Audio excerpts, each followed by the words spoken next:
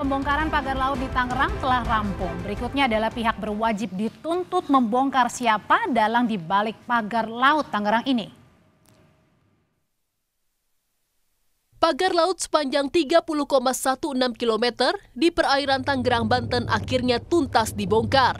Tim gabungan TNI Angkatan Laut, KKP Bakamla, kepolisian dibantu nelayan mencabut 1,36 km pagar laut yang tersisa.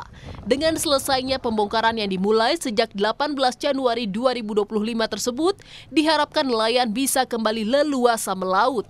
TNI Angkatan Laut pun menyebut akan rutin berpatroli di perairan agar tak ada lagi pembangunan pagar laut. Tinggal 1 kilometer dan dapat dipastikan tadi sudah saya tanyakan sama dan Lantamal 3, Brigjen Hari, bahwa ini 1 kilometer itu dapat dituntaskan pada hari ini. Apalagi cuacanya cukup cerah hari ini ya. Dan kita khususnya dari TNI Angkatan Laut, ya kita di sini juga akan berupaya meningkatkan patroli-patroli. Namun meski pagar laut tuntas dibongkar, polisi belum menetapkan siapa dalang yang harus bertanggung jawab. Terkait pagar laut, polisi kini mengusut dugaan pemalsuan hak guna bangunan dan sertifikat hak milik di area pagar laut. Polisi menduga ada pencatutan identitas warga untuk membuat sertifikat hak milik dan sertifikat hak guna bangunan. Menurut polisi, Kepala Desa Kohot Tangerang, Banten pun sudah mengakui adanya alat membuat dokumen palsu yang ditemukan di rumahnya saat penggeledahan. Sisa ataupun sisa kertas yang digunakan yang kita duga dan kita melihat identik dengan kertas yang dipakai girik yang digunakan sebagai alat untuk warkah. Dan ini sudah kita dapatkan dari keterangan kepala desa maupun sekdes juga mengakui bahwa alat-alat itulah yang digunakan. Dari hasil pemeriksaan yang sudah kita laksanakan terhadap beberapa warga, memang benar dipakai, dicatut namanya dengan meminta KTP, fotokopi KTP yang akhirnya dimunculkan dalam surat-surat ini.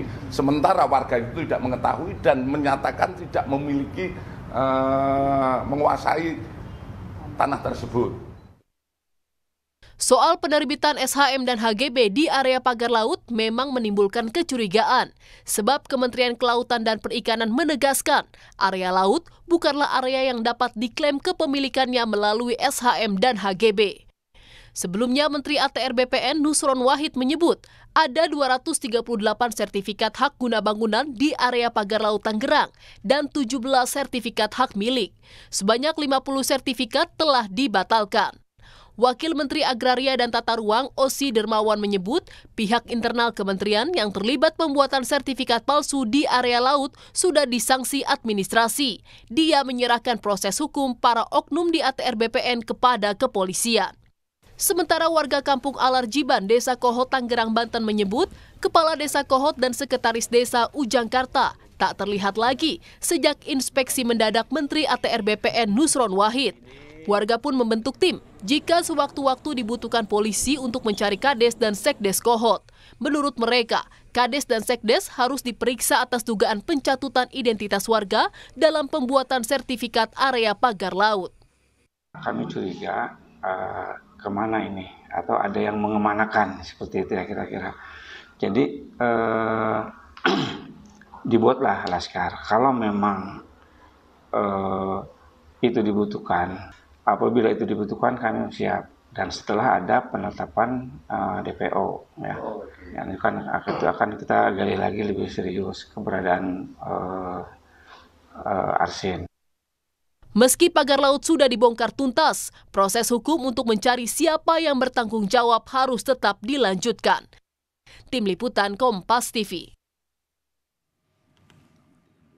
Saudara, pembongkaran pagar laut yang membentang di perairan Tangerang, Banten boleh saja usai. Namun hingga kini belum ada kejelasan terkait penanganan kasus pidananya, khususnya penerbitan dokumen yang melatar belakangi berdirinya pagar laut Tangerang. Selengkapnya kita diskusikan malam hari ini bersama Ketua Riset dan LBH PP Muhammadiyah sekaligus juga pelapor ke Polri, ada Mas Gufroni.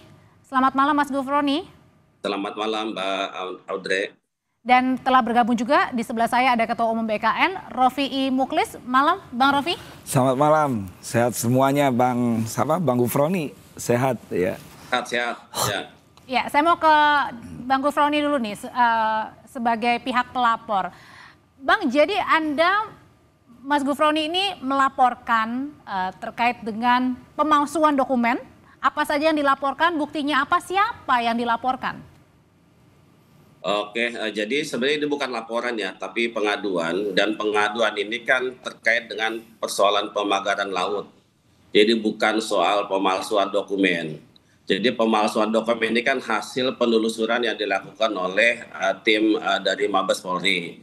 Dari mulai kasus pagar laut. Sehingga kami tetap kepada fokus utama kami soal siapa aktor intelektual di balik pemagaran laut ini. Ya, tapi itu kenapa sih melaporkan pagar laut itu apa, Bang? Mas Dumas dia. Ya, ini kan pertama bahwa ada pagar laut yang panjangnya 30 km dan hari ini kan sudah selesai. Tentu kami mengucapkan apresiasi kepada TNI Angkatan Laut dan juga KKP. Namun persoalan hukumnya kan belum tuntas, belum selesai. Ya, jadi ada 7 nama yang sudah kami adukan. Kelihatannya hanya satu saja yang kemudian ini diperiksa gitu ya. Dalam hal ini adalah Kepala Desa Kohot. Emang siapa aja Bang waktu itu yang dilaporkan? Gimana, Mbak? Yang dilaporkan siapa saja? Ya kalau berdasarkan pengaduan kami ke Mabes Polri tanggal 17 Januari ini kan ada 7 nama. Yang pertama misalnya tentu Agung Sedayu Group ya di balik pemagaran laut ini sebagai korporasi atau swasta. Yang kedua Ali Hanapi yang menyiapkan dananya. Kemudian untuk pimpinan proyeknya kan ada Encun alias Ahmad Gojali. Kemudian yang melaksanakan proyek ini kan ada namanya Mandor Mehmet yang sampai hari ini tidak diketahui keberadaannya. Oke, termasuk juga dengan kadesnya ya? Iya, kades. Kemudian ada dulu kita adukan juga soal ada Sandi, ada Arsin dan yang lainnya. Oke, saya mau ke Mas Rofi. Bang Rofi, ini kan terakhir dari Dirtipidum bilang kalau Kades Arsin ini sudah mengakui bahwa barang-barang yang disita itu adalah hasil kumpulan untuk pembuatan surat palsu. Tanggapannya, karena kan sebelumnya katanya BKN ini sempat bilang kalau dalam pembangunan pagar laut ini sebenarnya ada prosedurnya. Tapi sekarang ada temuannya nih, ada indikasi palsu nih suratnya. Ya, jadi tolong dibedakan kasus pagar laut dengan kasus yang ada di Desa Kohot. Kalau yang ada di Desa Kohot itu adalah temuan daripada BPN ATR. Bermula kan begitu, Menteri Mas Nusron Wahid kami mengapresiasi waktu itu kan ngumumkan, dinyatakan musnah itu tadi kan, itu. Kemudian kasus ini kan ditangani oleh Bareskrim. Nah, kami mengapresiasi kepada Pak Johandani beserta tim kepolisian, bahkan dalam proses penyelidikan kan sampai mendatangi Pak Lurah, Pak Arsin. Nah, maksud saya gini, kalau memang ada dugaan dan ada bukti yang sangat kuat, misalnya ada pemalsuan dan lain-lain, ya saya berharap Polri untuk segera mengusut kasus ini secara tuntas. Tapi walaupun tidak diintervensi oleh kita atau tidak dikasih masukan oleh kita, saya yakin deh Polri tidak main-main dalam urusan ini. Kan tanda-tanda bahwa yang diduga Pak Lurah Kohot ini melakukan seperti yang disampaikan beliau, misalnya ada pemalsuan dan lain-lain. Ada pencatutan juga loh nama-nama. Ada pencatutan misalnya, ya saya menunggu dari hasil daripada proses penyelidikan, tentu nanti akan naik ke penyidikan kan seperti itu. Pak Johandani juga menyampaikan bahwa kita kedepankan dulu azas praduga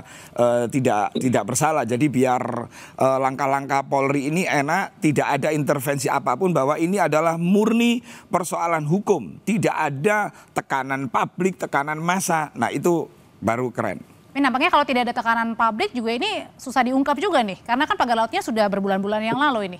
Enggak, jadi kalau persoalan pagar laut sebenarnya kalau lihat foto dokumennya Pak Zaki ya, Bupati Tangerang saat itu 2014 waktu beliau itu ke laut, itu sudah ada fotonya, sudah ada dokumentasinya. Tapi artinya gini Mbak, pagar laut dan urusan Pak Lurah Kohot ini beda. Jadi kalau misalnya teman-teman dari Muhammadiyah, Mas Gufron, kami sering kali bertemu di media, ya silahkan aja kalau memang sudah cukup bukti dan lain-lain. Tapi mbok iya, ketika menyebut nama orang misalnya melaporkan, ya sebaiknya nama tersebut disebut inisial. Karena negara kita negara hukum tentu berasaskan praduga tidak bersalah. Karena ini menyangkut nama orang lain gitu loh. Karena begitu sebaliknya ketika Pak Ufron ini misalnya tidak punya, belum tentu cukup bukti kemudian disebut, kemudian dilaporkan. Oh, karena belum ada penetapan tersangka juga gitu ya? Jadi masih politis gitu loh. Kalau persoalan pagar laut kan urusannya KKP, Mbak. Oke, jadi dianggapnya ini masih politis nih? Menurut saya ketika seorang lawyer ya, ketika menyebut nama orang, tidak menyebut inisial, bagi saya itu sudah mengarah atau memframing. Itu kurang pas gitu loh. Bang Gufron nih, tanggapannya ini seakan-akan memframing orang nih, padahal belum tentu orangnya bersalah. Betul. Bang Gufron nih. Ya, jadi saya mau sampaikan juga bahwa ini sama sekali tidak ada unsur politis, ya, bagaimana yang disampaikan oleh Gus Ropi. Kemudian bahwa ini sama sekali tidak ada framing. Ini kan berdasarkan apa yang menjadi suatu informasi yang sudah menjadi rahasia umum di masyarakat Tangerang.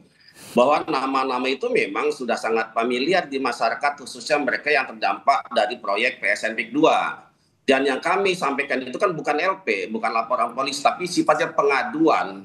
Dan nama-nama ini kan sudah viral di sosial media, tinggal bagaimana polisi untuk mengungkap kasus ini sampai ke akar-akarnya gitu loh. Jangan sampai hanya di tingkat kepala desa atau perangkat-perangkat desa. Tapi Bang Gufron, tapi menurut Bang Gufron sampai dengan sekarang penyelidikannya cepat gak sih? Karena kan pagar lautnya aja sudah selesai dibongkar nih, tapi penyelidikannya masih terus berjalan, belum ada penetapan tersangka. Bahkan kita masih bingung nih, kemana nih Kades Arsin ini? Ya, justru itulah yang kita khawatirkan ya. Publik juga bertanya-tanya, jangan-jangan hanya kepala desa Kohot saja yang tanda kutip ditetapkan sebagai tersangka, sementara aktor intelektualnya tidak pernah diperiksa, tidak pernah juga dilakukan pemanggilan oleh pihak Barreskrim Polri. Kami juga ada menduga bahwa jangan-jangan pihak perusahaan pengembang raksasa ini nanti posisinya hanyalah sebagai korban dari penipuan dokumen itu. Jadi kasus ini hanya selesai di tingkat desa atau oknum-oknum BPN gitu ya. Tapi soal bahwa ini HGB atas nama PT-PT ya di bawah perusahaan Agung Sedek Group, ini justru nanti seakan-akan dijadikan sebagai pihak korban dari penipuan dokumen ini. Ini yang harus kita antisipasi. Oke, gimana Bang Rolf? Itulah Mbak yang saya khawatirkan dari teman-teman yang membuat laporan. Boleh lapor itu boleh kok, pengaduan masyarakat juga boleh. Tapi ketika membangun opini itu yang nggak boleh gitu. Jadi persoalan Kohot itu persoalan masalah tanah. Tapi Bang gini, pada saat itu kan memang banyak warga yang mengakui sendiri. Nah ini nama saya kok tiba-tiba ada nama anaknya begitu. Enggak, itu beda. Jadi gini loh. Persoalan tanah jangan disamakan dengan persoalan pagar laut. Pagar laut sendiri aja itu urusannya KKP. Bahkan KKP menyampaikan kan, siapapun yang masang pagar laut itu kan ada sanksinya. Sanksi administratif 18 juta. Lalu ada pandangan hukum lain. Oh ada unsur pidananya kan begitu kan. Tapi sampai detik ini kalau persoalan pagar laut itu ada di wilayah KKP. Gitu loh. Nah kalau persoalan tanah itu di wilayahnya BPN karena diduga ada pemalsuan atau ini sebenarnya bukan tanah terus dibuat-buat. Nah itu wilayahnya Barreskrim. Nah ini harus clear dulu. Nah Pak Menteri Sesmenko, Pak Airlangga kan sudah menyampaikan pagar laut tidak ada kaitan dengan PSN PIK. Tidak ada kaitan gitu loh. Maka silahkan teman-teman misalnya melaporkan dan lain-lain, nggak ada masalah. Tapi kedepankan dong azas praduga tidak bersalah dulu. Jangan memframing misalnya sudah jadi rahasia umum. Nggak bisa begitu. Hukum itu harus kan kita menjunjung tinggi tuh. Namanya azas praduga tidak bersalah. Tapi pada saat waktu itu juga Pak Menteri Nusron Wahid juga kan bareng-bareng dengan Pak Kades kan waktu itu kan pergi ke sana. Bahkan katanya sempat adu argumen juga di sana bahwa ini adalah tanahnya dulu adalah Empang. Itu sama Menteri aja. Nah, siapa sih Pak Kades? Saya percaya kepada BPN, kepada Menteri ATR karena dia yang diberi hak oleh negara untuk mengurus persoalan tanah. Tetapi kita nggak boleh hantam kromo. Artinya gini, contoh ya di daerah Karangserang, Kecamatan Sukadiri, itu ada namanya Pak Hade namanya. Dia juga mengalami abrasi gitu loh. Jadi ini jangan dihantam rata semua. Ada juga masyarakat yang mengalami abrasi. Tapi ketika mengalami abrasi misalnya ada oknum tersebut, oknum kepala desa ini misalnya memanfaatkan, ini zamannya abrasi ya sudahlah, ya itu biar diproses hukum. Kami mendukung penuh itu gitu loh. Oke, gitu. Balik lagi ke Bang Gufroni sebagai pelapor. Bang, sebenarnya sampai dengan sekarang ini katanya warga sekitar ini sampai membuat ini ya gerakan tangkap begitu ya. Ini keresahan apa yang sih dialami sama warga? Kenapa sampai warga, kan harusnya ini bisa sedang ditangani oleh polisi. Kenapa sampai warga yang turun tangan juga nih? Jadi begini, saya melihat proses penyelidikan dan penyidikan yang oleh Mabes Polri ini menurut kami ya terlambat gitu ya. Semestinya sejak awal sebenarnya Kepala Desa Kohot katakanlah sudah langsung dinyatakan sebagai tersangka. Nah, kemarin soal penggeledahan ini kan sebetulnya kami juga agak pesimis gitu. Apa yang bisa diharapkan dari penggeledahan itu, walaupun bisa ada barang-barang bukti kaitan dengan pemalsuan dokumen itu gitu ya. Maka sekarang kondisinya misalnya Desa Kohot tidak diketahui keberadaannya, ini kan bentuk kekecewaan publik ya terhadap langkah-langkah yang dilakukan oleh Mabes Polri. Seharusnya sejak awal, karena sudah terang bahwa ini ada HGB palsu, ada girik-girik palsu yang dimohonkan kepada BPN. Dan ingat juga bahwa kasus ini bukan hanya di Desa Kohot, tetapi diduga terlibat juga 16 kepala desa, karena kan dia sudah bikin girik-girik palsu untuk dimohonkan kepada BPN. Dan itu tidak mungkin berdiri sendiri, kades-kadesnya berani melakukan hal itu, Bang. Ya betul, termasuk siapa yang membiayai, siapa yang mengurus ini. Saya mau tanya, kan juga harus ditelusuri sampai kepada korporasi besar itu. Oke, harus ditelusuri sampai ke akar-akarnya, karena kan pertanyaan publik, mungkin nggak sih kades-kades ini jalan sendirian dengan berani lagi, Bang Rofi? Begini ya, kita kan tidak tahu ya isi hati orang ya. Kadang-kadang orang itu karena melakukan abuse of power itu, memanfaatkan jabatan, momentum misalnya, yang katanya ada beberapa PT anak perusahaan yang juga membeli. Bisa saja PT itu menjadi korban daripada orang-orang yang melakukan palsu, surat-surat palsu, kan bisa saja. Makanya saya tidak berani, Mbak, mendahului proses hukum. Saya nggak berani. Saya diajarkan oleh guru saya untuk mengikuti proses hukum, gitu loh. Kalaupun kita misalnya menduga-duga misalnya, ya kita harus menyebut inisial aja gitu. Paham ya, Mbak ya? Jadi yang saya maksud, kita berikan dulu deh kesempatan. Kalau saya mengapresiasi ya Polri, karena Polri tentu harus hati-hati betul. Jangan sampai ketika menetapkan tersangka, lalu kemudian di situ ternyata salah, kemudian di pra-peradilan, terus kemudian gugur gitu loh. Saya yakin lah sekelas Mabes Polri itu punya bukti dan lain-lain, tetapi betul-betul harus ketika menetapkan tersangka seseorang. Jadi yang diperiksa tidak hanya Pak Kohot dan stafnya. Saya sebenarnya tahu siapa aja yang diperiksa, insya Allah saya tahu. Cuman kan kita tidak boleh menuduh Polri. Sekarang kan kita punya Polri ini, Mbak ya. Polri sudah bekerja baik, Polri sudah kerja sungguh-sungguh. Kita berikan ruang, kita berikan apresiasi untuk supaya ngusut ini secara tuntas. Kalau memang ada bukti-bukti, ada keterlibatan misalnya 16 kepala desa, ya monggo-monggo aja, asal ada bukti beneran gitu loh. Karena mungkin juga warga bertanya-tanya di warga Kohot sendiri kan beberapa waktu yang lalu juga pernah melapor hal ini ke KPK, mungkin karena tidak ditindaklanjuti akhirnya jadi viral. Mereka juga jadi geram begitu. Nah, jadi kalau ke KPK kan berarti kan salah alamat, Mbak. Kalau urusan tanah ya benar ke Mabes Polri itu, kalau misalnya ada pemalsuan dan lain-lain kan gitu. Kalau urusan masalah pagar laut itu kan wilayahnya KKP kan gitu. Jadi harus memilah-milah, harus itu pas. Oke, kalau balik lagi ke Bang Rofi. Terakhir Bang Gufron ini maksud saya. Bang Gufron, dari warga yang menanyakan sampai membuat gerakan sendiri mencari kadesnya, ini sebenarnya apa yang diharapkan warga, dan juga apakah warga sudah puas nih dengan penyelidikan sampai sekarang, termasuk juga dengan pembongkaran pagar laut? Gerakan tangkap kepala desa adalah bentuk kekecewaan terhadap aparat penegak hukum. Itu poinnya gitu. Makanya kenapa kemudian masyarakat mencari di mana keberadaan Arsien, dan juga saya dengar katanya sekretaris desa juga hilang. Ya, ini kemudian apakah kemudian kasus ini berhenti hanya sampai tahap penyidikan saja karena lantaran orang-orang yang diduga terlibat ini hilang, atau jangan-jangan dihilangkan? Ini juga perlu kita waspadai gitu ya. Nah, oleh karenanya maka kami mendesak sekali lagi pada Barreskrim Polri untuk segera tetapkan tersangka dalam waktu 3 hari ini, supaya jangan sampai nanti publik tidak percaya terhadap langkah-langkah yang dilakukan oleh kawan-kawan kita dari Barreskrim Polri. Baik, Bang Gufroni, terima kasih. Bang Rofi, terima kasih. Selamat malam semuanya. Sudah. Ya, terima kasih. Siap. Terima kasih.